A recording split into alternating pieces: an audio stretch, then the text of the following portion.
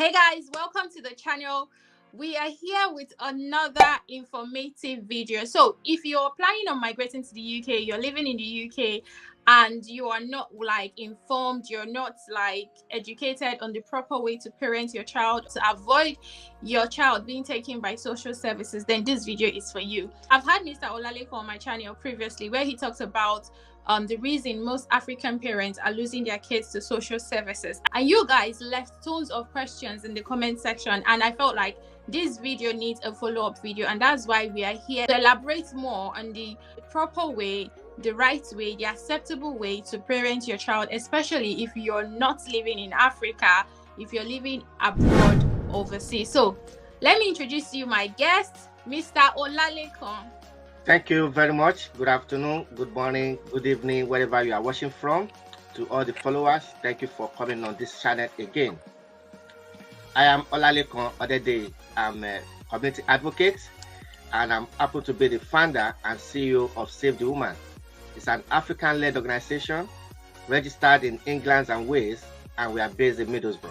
Thank you so much, Mr. Olaleko, for coming on here to educate people and inform people on the proper way to do things in the UK, especially those of us who are coming to the UK just because we want a better life for our kids.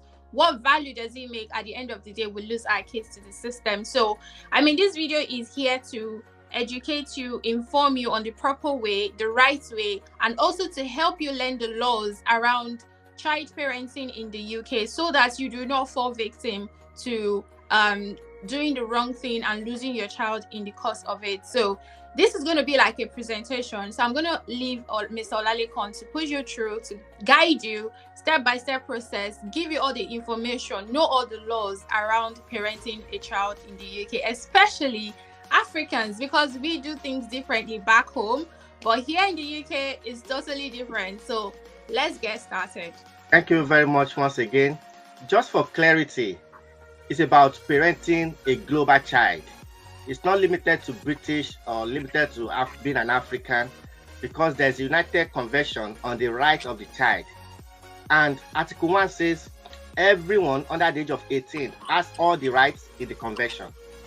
While Article 3 let us to be able to understand that the best interest of the child is what is so paramount.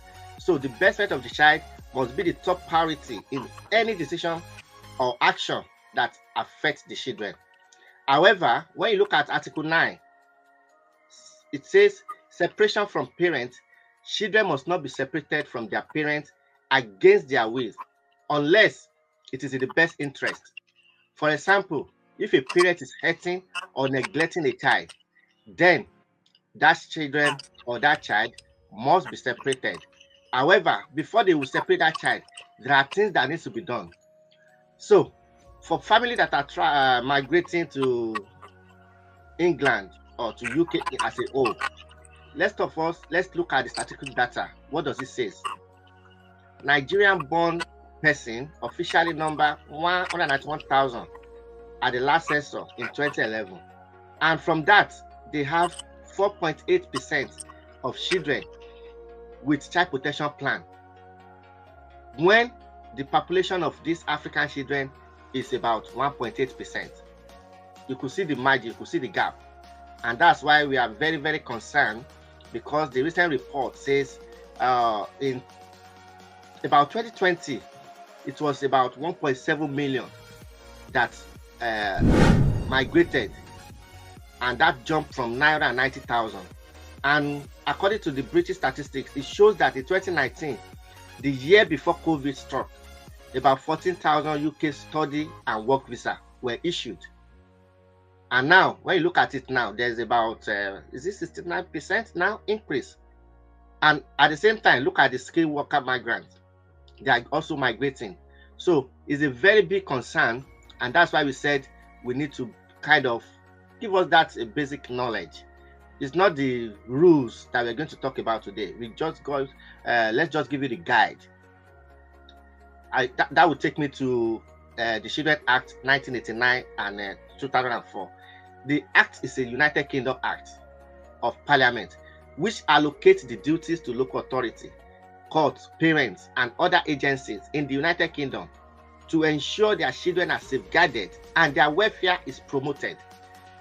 So if their welfare is to be promoted, that means your bringing children into this country is not your legal right alone. Other stakeholders, individuals, are guided under that law to make sure that children stay safe and their welfare is promoted. The responsibility of local authority, because sometimes family wonder, why would local authority get involved? They have a power of responsibility to get involved. For instance, local authority intervention on safety and well-being of children and young people. They have to make sure they support and strengthen family, helping children to stay safely and thrive with their family. However, it is only where possible. So that means if any concern is being raised, then they have to intervene. And they have to make sure they use their power responsibly. But how do you want to know whether they use it responsibly or not? That is where the big concern.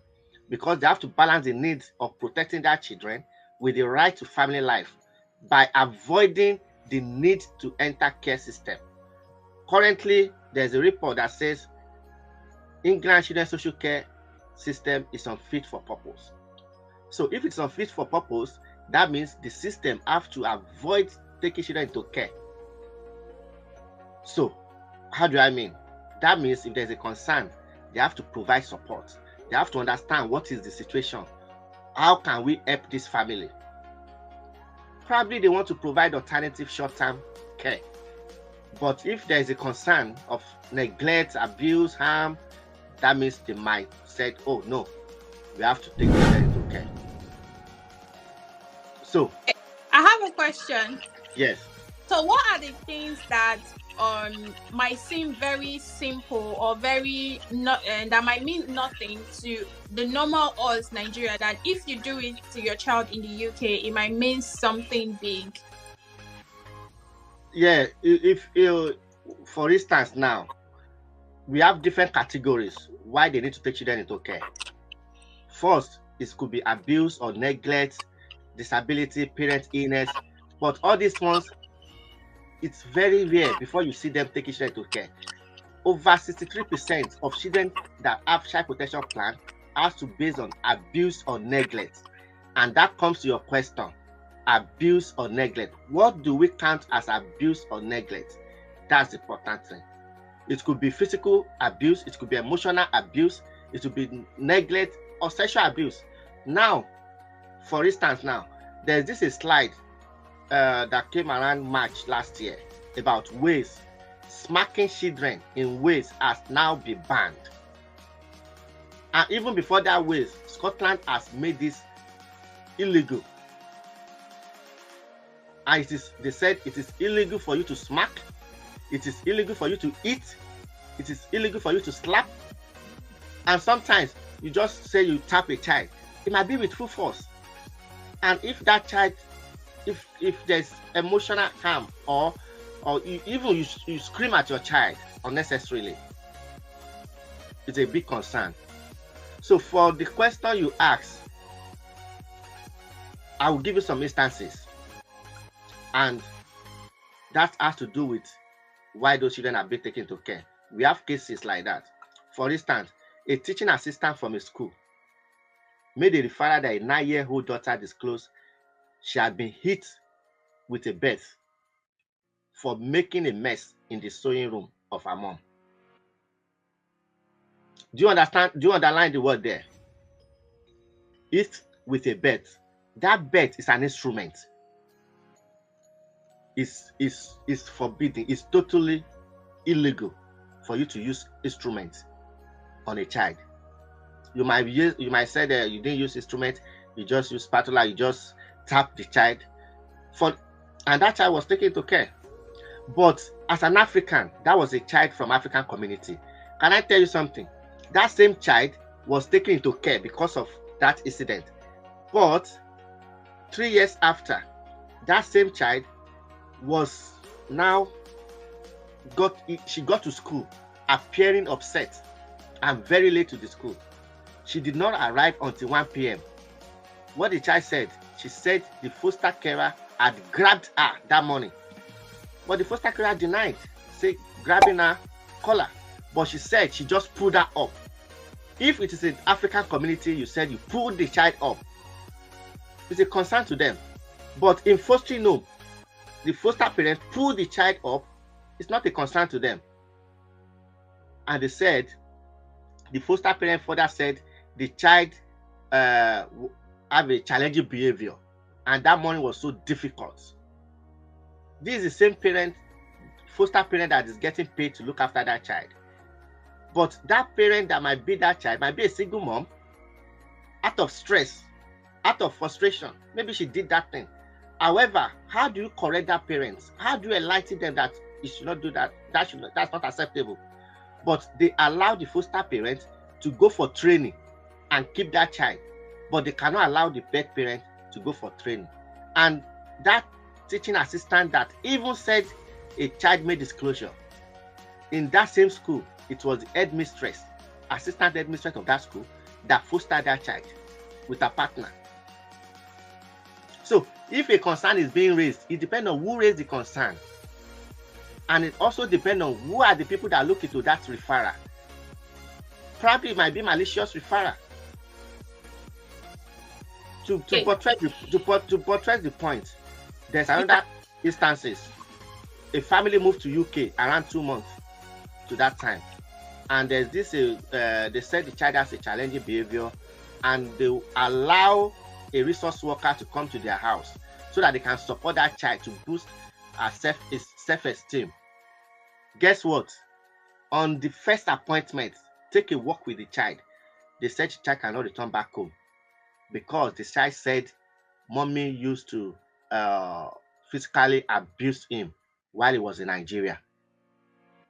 And also when he came to UK, they took that same boy with other siblings.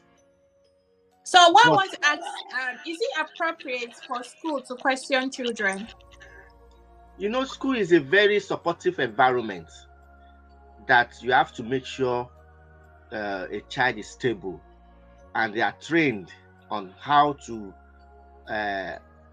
identify risk of harm or abuse. So, but there's a law that said that they have to interview that child on with an adult. You know what I mean? Okay, so I want to ask you a question.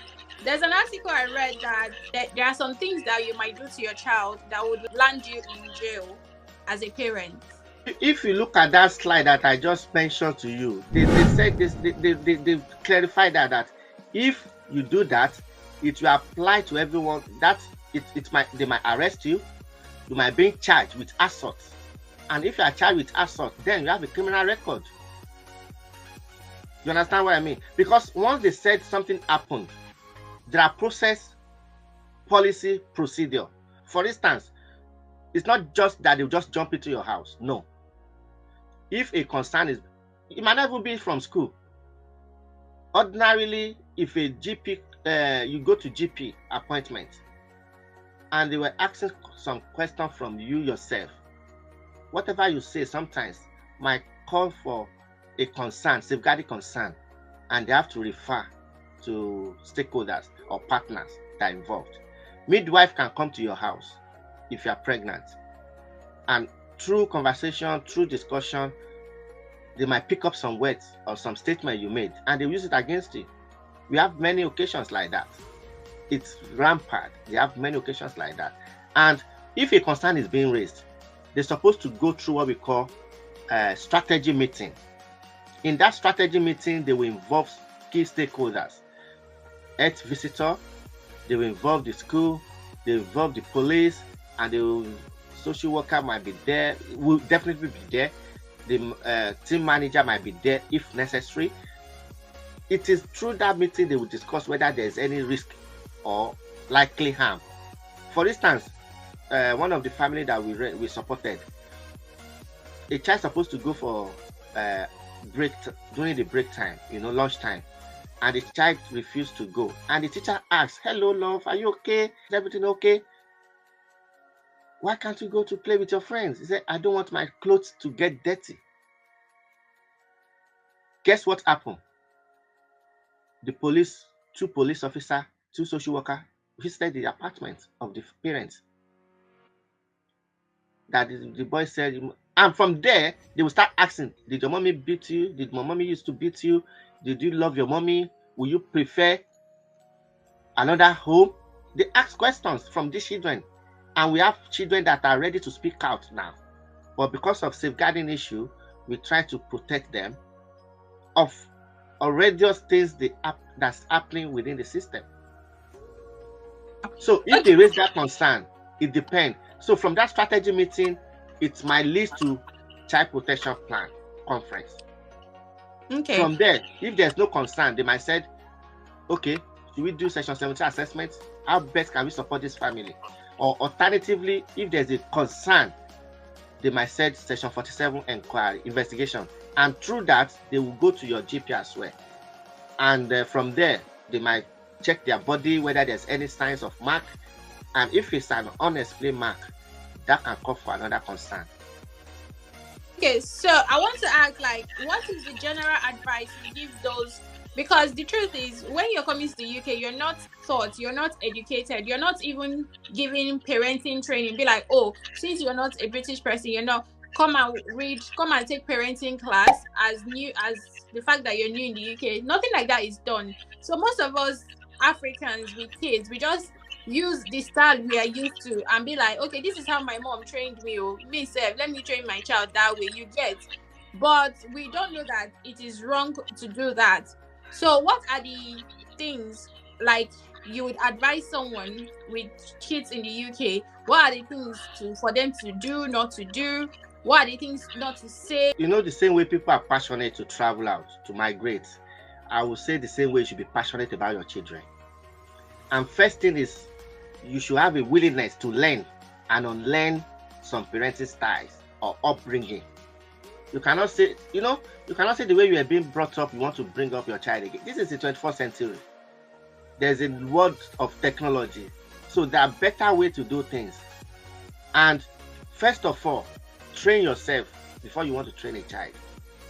Because you cannot give what you don't have. If you want your child to well behave, to respect people, to value people, to appreciate people, to be open, to be honest, then you too, you have to be open, you have to be honest as well. And first of all, try to make sure you don't put too much pressure on yourself. You are stress-free. You are mentally and emotionally stable. That is very, very important. Mentally and emotionally stable. Because sometimes it is out of stress, out of a frustration, that you put that anger on a child or on your spouse. And as a family, build strong relationship and good communication. Communicate effectively with your child and let your child know. Try as much as possible to be open to your child so that your child will be free to express any of their concerns to you. The same way some people will come to this country, started working, you've been discriminated at workplace, you are facing some challenges. It's the same way these children are new to the system. Sometimes the children are exposed to what we call bullying in school, and they want to talk to you as a parent, but you are not there physically. You are there physically, but mentally, emotionally, you are not stable. You are not stable. And there's something we call family values. You have to make sure right from the beginning, when they are very young, you set a family value. And you also try as much as possible to know how to maintain control, set boundary, and dealing with issues calmly. You have to deal with issues calmly. For instance, if your child did something wrong, sit them down, talk to them, take them out, create that bond, that relationship with your child, and don't leave them unattended to. Some people might leave their children at home. Probably they say, in Africa, it's one of the responsibility that elder child can look after younger ones. It's acceptable where you're coming from. But here, it has a certain level you can do that. And it's not even advisable to do that. Okay? Because every child are different from each other. You can have a child of 14 years old and might not developed to that of that age level. And if you leave such a child to look after herself or himself, that's fine if he's well developed. But to look after other siblings, that's not acceptable. But some people are doing that, which is not supposed to be. If you do that, there's no problem, fine. But if there is a problem, it's a big concern in this country. Lack of supervision is a very, very big concern. And not only that, when you come to this country, first of all, try to register with GP, try to register with dentist, because like I've said, if a concern is being raised and they are going to do a strategy meeting, these are the people they are going to bring on the table for them to check, to do tick and check whether you missed any appointments, whether you regularly take them to school, whether they meet up the attendance level, how they are dressing, look after them. Some parents, they don't even know what their child is putting on, how to, it doesn't cost you much to be clean, to dress nicely. The same way, when you are bringing up your child in this country, you have to look after, make sure they are kept well, enough food at home. They didn't say they should not have mark on their body. There are some stretch mark, there are sometimes they might even fall and they have a mark. Just note that, so that when they ask you for such, you will not be saying that you don't know. That means you are not paying attention to your child. That's neglect. Mode of discipline. They are not saying you should not discipline your child, but it has to be reasonable. But the concern is, how are you going to justify it is reasonable? That's where the red line is. So something that you know yourself that this is correct, this is not fair enough, that you don't even expect somebody to do to you. In fact, when you remember that they did that to you when you are very young, you know how you're going to be concerned.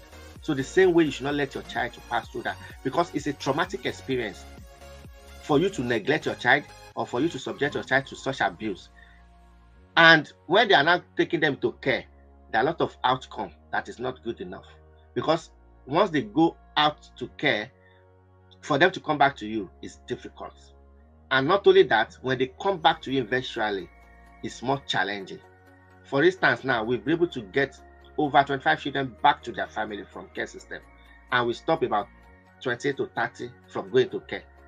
But those children that are back now, the system is not supporting them. But these are the children that when they are in care, they are spending so much money on them.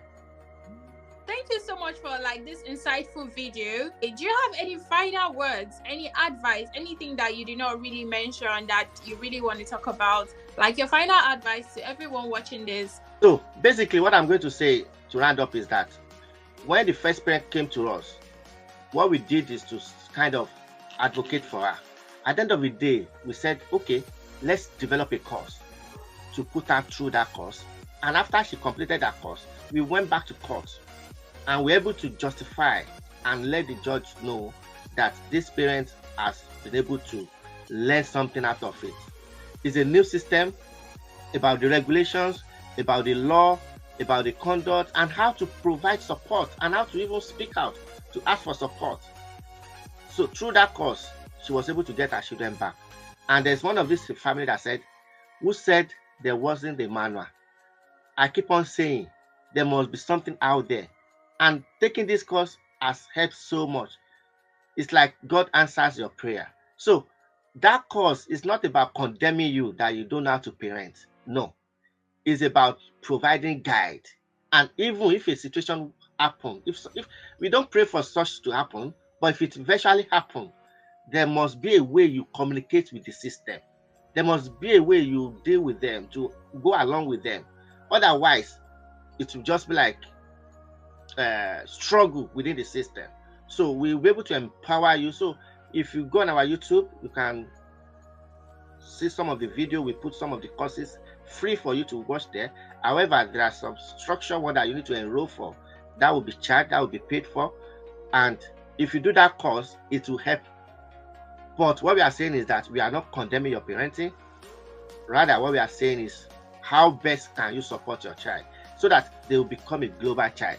Even if they are not living in this country, anywhere they find themselves, you will be proud of them. So please get your friends, your family, loved ones to provide that support, because you are coming from a system that there's an external support, and you are now coming to a system that is on your own. It might be challenging. We know that. So please, if you need help, ask for help. All right. Thank you so much, guys. Save the Woman is on YouTube. I'll leave the link in my description box below so that you can easily, find access to it. And I'll advise you, honestly, to register for the course, because there's no amount too big for your child well-being, for saving your child. Trust me, if you've not experienced this before, you will not know what I'm talking about. But please do not get to that point where you have to experience it. So if you're interested in taking a course, like a parenting course, just to know every single information you need to, save yourself and save your child, please go for it. Okay, so thank you guys so much. Thank you, Mr. Olalekan, for this insightful video, and thank you guys so much for watching. I will see you guys in my next video. Bye. Save the Woman is changing the narrative of oppression, and is impacting the situation one person at a time, one family at a time.